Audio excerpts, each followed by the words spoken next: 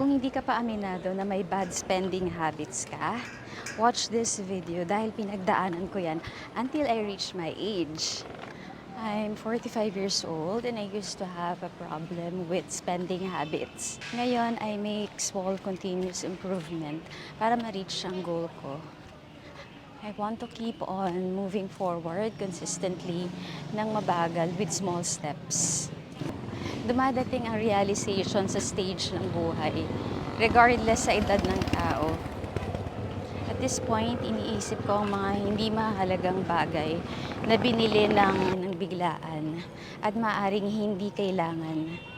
Gaya ng mga damit, bag, sapatos, mga accessories, palamuti or display sa bahay, mga take-outs na pagkain na minsan hindi nauubos.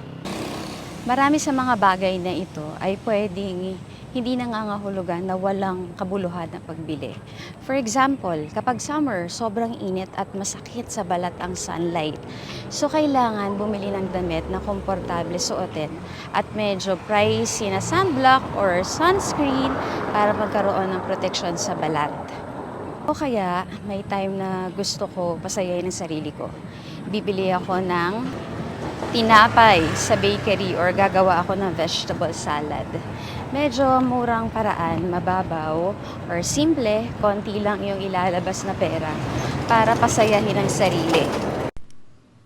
Take note, hindi ito para mahikayat ang sarili ko or even kayo na alisin ang lahat ng kaligayahan sa buhay dahil sa pagtitipid to the point na dinedeprive na ang sarili ng happiness. In my case, gusto ko maging mindful and intentional when it comes to spending. Sabi nga sa nabasa kong book ng title ay Kaizen, ang pagpili ng dapat lang bilhin is not meant to encourage you to cut all the joy out of your life. But we turn to these kinds of things when in need of a quick fix. So I think may pagkakataon, bago bumili, ina-assess ko muna ang sarili ko by asking myself the questions. First, do I need this? Kung yes ang sagot ko, ang next question is, madalas ko ba gagamitin? Kung yes ang sagot, bibili ako. Second, will it be useful? For sure, kung yes ang sagot, definitely bibili ako. Kung araw-araw gagamitin sa bahay at kung magagamit pamasok sa work. Third, how do I feel about buying it? Am I happy, excited, or nangihinayang? I think ang sagot ko dito, depende. Personally, kapag na-ROI ko na, masasagot ko yung question. ROI means return on investment kapag nasulit na dahil naibalik ang pera or kapag na-serve na nito ang purpose. Fourth, what is my emotional state today?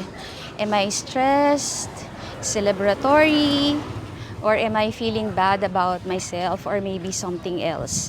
Ito ang question na super important kasi kung pantanggal stress ang spending, mauubos lang ang pera. Pero ang stress, hindi mauubos.